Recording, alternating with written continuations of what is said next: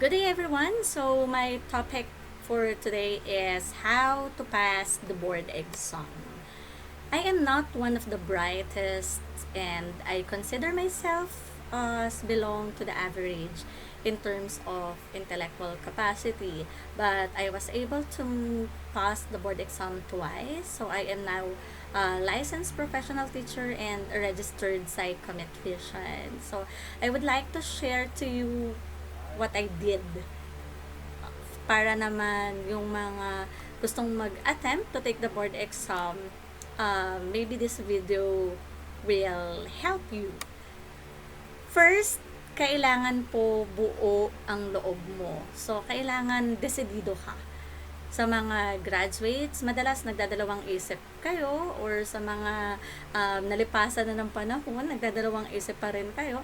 So, dapat po hindi. Once na gusto mo mag-take ng board exam, make sure to yourself that you are decided 100%. So, marami doon sa mga hindi nagtitake ng board exam, sinasabi is hindi pa sila ready. Pero kung yun yung magiging mindsetting mo, baka mapaglipasan ka na ng panahon, hindi ka pa rin ready. Okay? So, kung hindi ka ready, you need to make yourself ready. So, change your mindset. So, you need to change your mindset na kailangan mong mag-take ng board exam kasi gusto mong mag-take ng board exam and you are going to do it 100%. Lahat naman tayo bago mag-decide, nagdadalawang isip, lahat tayo bago mag-decide, hindi ready. Walang nakahanda. Pero once na nag-decide ka na 100%, make yourself ready. Mentally, spiritually, emotionally, and physically. The moment you decide 100% that you are going to take the board exam, accompanied it with a lot of prayers. So, marami sa atin, huli yung spiritual aspect, no? Nagpe-pray na lang tayo pag malapit na yung board exam or during the time ng board exam. Lord, bahala ka na sa akin. Lord, sana po makapasa ako. Lord, may your will be done. Pero the moment na nag-decide ka to take the board exam, kailangan inaalagaan mo na yung decision mong yun sa panalangin. So, in everything you do, you have to pray. Pray unceasingly. Every time na magbabasa ka, ask God's wisdom kung ano yung dapat mong basahin. Every time na mapapagod ka, tatamarin ka, ask God's guidance to give you strength and motivation para magsimula kang magbasa. So, in everything you do, pray. So, simula pagkagising mo hanggang sa iyong pagtulog, hanggang sa lahat ng iyong ginagawa, pray. So, make the habit of prayers just like how we breathe. Of course, make yourself ready also emotionally. Actually, yun yung talagang battle, no, sa pagtitake ng board exam. A lot of stress. So, don't stress yourself too much. Others are resigning from their job kasi gusto nilang mag-focus sa pagre-review. But psychologically, nakakadagdag to ng stress sa kanila. Kasi syempre, no, hindi mo alam talaga kung ano yung magiging resulta. Are you going to make it or not? So, once na nag-resign ka sa trabaho mo, nag-stop ka dun sa talagang routine mo, so makakadagdag to sa'yo ng stress psychologically. Kasi hindi mo alam ang kahihinatnan after taking the board exam and after the result of the board exam. So, do not stress yourself. Do not push too hard yourself. So, mas walang stress, mas maganda yung way ng ating pag-review at paghahanda para sa board exam. The hardest part is you need to make yourself ready also physically. Hindi lang siya mentally and emotionally battle, but it is also physical battle din. So, masasabi ko that those four aspects should be trained all together. One, read a lot. Read a lot. Wala tayong ibang magiging best weapon sa battlefield natin during the exam except the weapon of reading. Hindi lahat loves to read. Hindi din lahat ay good readers. Meaning kasi yung comprehension natin medyo mababa, no? Or yung tolerance natin sa pagbabasa is hindi ganun katagal. So, what I did, kasi before, hindi rin ako mahilig magbasa. So, what I did is, unti-unti mong i-train yung sarili mo. So, pagkagising mo sa umaga, you need to read at least 1 hour bago ka bumangon. And you also need to read at least 1 hour bago ka matulog. Bakit bago gumising or rather bago bumangon or bago matulog? Syempre, rested yung ating body, emotions, and mental with our sleep, no? So, dahil nakatulog tayo, maganda yung condition natin. So, wala pang masyadong laman yung ating isipan. Rested siya for an hours. So, mas maganda kung ano yung unang papasok sa isip natin. Tendency is ma-retain siya sa ating isipan. So, yung bago naman matulog, kasi syempre, although pagod tayo physically with our whole day activities, so medyo mindseted na rin tayo that we are going to rest. Okay? So, yun yung ginagawa ko before. And also, I read during my break times, and if there is any opportunity for me to read. So, read a lot. At first, mahirap. Lalo na kung hindi ka sanay. But the only way you could really made it is to read. Read, read, read, and read. Most of the time, nararamdaman mo na parang wala ka sa mood magbasa. Parang wala namang pumapasok sa isip mo. Parang hindi mo naman naiintindihan yung binabasa mo. Okay? So, tendency is manana habit. Mamaya na nga lang, pag nasa mood na ako, bukas na nga lang kasi wala pa ako sa mood. So, gagawin ko muna to, gagawin ko muna yun. Pag nasa mood na ako, doon na lang ako magbabasa. Until you found out na napaglipasan ka na ng oras at araw, and you are going to crumbs, kasi konti na lang pala yung araw mo at oras mo para makapagbasa pa ng enough. So, I advise, kahit feeling mo walang pumapasok sa isip mo, feeling mo is tinatamad ka, feeling mo wala kang naiintindihan, just continue reading until maging focus ka na dun sa binabasa mo. Maraming ways. Una, tagalugin mo sa iyong sarili kung ano ba yung binasa mo. So, explain it to yourself. Next is, i-apply mo sa sarili mo or sa totoong buhay kung ano yung nabasa mo. Think of several examples kung paano mo siya ma-elaborate. Hanggang sa eventually, makikita mo na lang yung sarili mo, you are already focused doon sa iyong pagbabasa. You'll be able to understand it. According to psychologists, only 10% to 30% ang nare-retain sa isip natin once we read. So, what I did, so, repetition. So, kahit nabasa mo na siya, repeat. Rehearse para mapunta siya sa iyong long-term memory. Okay? So, first is to read. Second is, you need to activate all your learning style. Ako personally, I am a visual learner. Tamad ako magsulat, tamad ako makinig. But since I am preparing for something big, I use all the learning style. Kahit alam kong hindi ko personality yun or hindi ako yun, so I use all the learning style. Meaning to say, I read, so visual, nakikita ko siya, so I listen. So, ibig sabihin, nakikinig ako. So, once na meron akong pinakinggan, audio, or I read it aloud, and nire-record ko siya, tapos, nag-earphone ako, and pinapakinggan ko siya. Then, another is the kinesthetic style, meaning to say, kung ano man yung nabasa ko, isusulat ko siya. Merong times na isasara ko yung aking notes at isusulat ko kung ano yung natatandaan ko. No cheating, okay?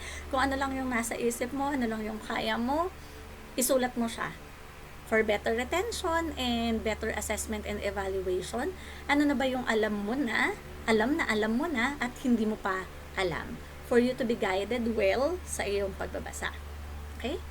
Third, practice self-management. So, marami sa atin, we use time management in the review. But hindi lang time management ang kailangan natin, but self-management. Time and orderliness. So, time and orderliness. Nung time na nagre-review ako, medyo paranoid ako. So, I less my times in my FB. Hindi ako nag-newsfeed, hindi ako masyadong nag-social media. So, pag gumagamit ako ng gadgets, for review purposes only. So, kailangan mo ng self-management. Kasi hindi madaling baguhin yung mga bagay na nakasanayan mo na. And another aspect of the self-management is orderliness. Yan, yung mga nakakakilala sa akin, medyo hindi ako good in organizing things. Pero nung nagre-review ako, I make sure to it that I have time and I make things in order. First, know the table of specifications. Alamin mo kung ano yung table of specifications nung i-exam mo para alam mo or guided ka or may compass ka kung saan ka dapat pupunta, ano dapat yung dapat at tama mong basahin. So, allot time for each. So, first, principles, concepts, analysis, application. So, makikita nyo yun sa table of specifications. So, once na natapos mo na yung isang TOS, highlights. Highlights mo siya para alam mo yung tapos mo na at hindi mo pa tapos. So, allot time for each table of specifications. Keep your notes intact para every time or anytime na gusto mo siyang reviewin ulit, madali mo siyang ma-access. Diba, naranasan mo na pag magulo yung kwarto mo, tapos meron kang isang bagay na hinahanap, kumakain ng oras. So, ganun din sa pagre-review natin. Pag hindi siya in place, kakainin yung oras natin. So, repeat them from time to time for better retention para pumunta siya sa long-term memory. In fact, during the time of my review, napapanaginipan ko na siya. So, meaning to say, pag you dream about it, ibig sabihin, nasa long-term memory mo na siya. And for you to have a good schema and a natural flow of retrieval. Sabi ko nga sa inyo kanina, di ba? Pag meron kang hinahanap at na-embed siya sa hindi mo alam kung nasaan, ang hirap hanapin. Pero kung meron kang schema, placing, all together, ito yung para sa assessment of learning, ito para sa educational technology, and so on and so forth, mas madali mo siyang mare-retrieve kasi alam mo kung saan mo siya huhugutin. So, fourth, allot a day na wala kang ibang gagawin kundi magbasa. Exaggeratedly. From 8 o'clock to 5 o'clock, wala kang ibang gagawin, just to read. Lunch lang po ang pahinga. Bakit? You need to visualize yourself during the big day, during the exam. So, sa exam, from 7 o'clock, kasi yung preparation ng other auxiliaries such as pag-fill out ng form, sitting plan, etc. etc. So, imagine yourself, no, alas 6 pa lang ng umaga, nandun ka na. Tapos, magbabasa ka na, mag-iisip ka na hanggang hapon na po iyon. So, you need to train your physical, no, na masanay sa ganong sistema. So, just one day would be enough para lang at least ma-familiarize yung ating katawan. So, fifth, take drills as many as you can. The more drills, the more chance of passing. Hindi dahil may leakage or hindi dahil lalabas yung tinake mong exam doon sa board exam kasi honestly, hindi naman natin alam kung ano yung lalabas during the time ng board exam. Kahit nag-review ka, pwedeng lumabas siya nung September, pero pagdating ng March, hindi na siya lalabas. Pwedeng lumabas ng March, pero pagdating ng September, hindi na siya lalabas. So, para siyang isang malaking dagat na hindi mo alam kung saan mo i-throw yung iyong fishing rods. So, what you need to do is to take drills as many as you can. Bakit? Because it will stimulate your brain. It will exercise your brain. Yung creative thinking skills, yung critical thinking skills natin, madedevelop. So, mas tataas yung ating critical thinking skills and analytical thinking skills. At yun po ang kailangan sa board exam. It is not just a pure memorization. Of course, meron ding mga bagay na kailangan nating i-memorize, pero only some percentage. What we need to do is analyzation.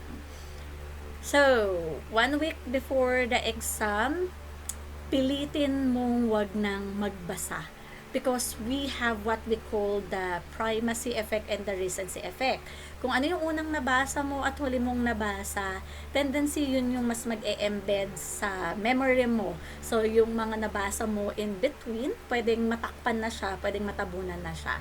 So, dapat at least 1 week before the exam, pilitin mo yung sarili mo na wag na magbasa, or 3 days before the exam. For me, 3 days before the exam, pero but for others, 1 week before the exam. So, depende sa threshold mo and depende sa capacity mo. So, tendency, matatakpan yon. So, sayang yung pinaghandaan ng ilang buwan. So, you need to eat, sleep, and relax. Yun ang kailangan mong gawin sa isang linggo. Because board exam will also test your endurance, physically and mentally. Nakakapagod mag-isip. So, parang binugbog ng 10 katao. So, once na nag-iisip ka, mas nakakapagod kaysa dun sa physical. And, lalo na to, the board exam is combination of two, physical and mentally. Siyempre, pag pagod yung isip mo, physically manghihina ka. And pag hindi trained yung physical mo, at pagod or pata yung physical mo, mahirapan ka rin mag-isip. So, parang it goes on together. So, better to have plenty of sleep, eat right foods, avoid nyo muna yung junk foods, no? Mas maganda yung mga peanuts, dark chocolates, food for the brains, okay? And make sure to have 8 hours of sleep. So, during the board exam, I bring with me dark chocolate, coffee, and Mountain Dew. Kasi scientifically, sa hapon po, bumababa yung sugar level natin. So, once na bumababa yung sugar level natin, yung flow ng oxygen sa ating brain naapektuhan. So, nahihirapan tayong mag-isip. Kaya nga pag hapon, medyo mas hirap tayo sa pag-e-exam compare sa morning. So, kailangan kahit hapon na pataasin natin yung ating sugar level para maganda yung flow ng oxygen in our brain. So, exam is a very long, tiring day. So, pag sa oras ng exam, be careful to read and comprehend. Meron tayong tinatawag na brain tricks. For example, pag may nabasa ka na words or phrase sa umpisa, tendency sumasagot tayo kaagad. For example, ano ang pinakamahabang ilog?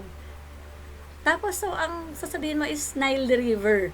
Kasi hindi mo natapos yung tanong. Pero ang tanong pala, sa buong Pilipinas. So, ang isip mo is sa buong mundo, you are going to answer the Nile River. Pero ang tanong pala is sa Pilipinas. So, the correct answer will be the Cagayan River. So, ibig sabihin, be careful. So, kailangan mong basahin yung tanong simula umpisa hanggang sa punctuation mark, question mark, and period before you answer it.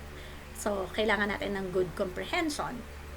And, importante din na you need to analyze all the choices.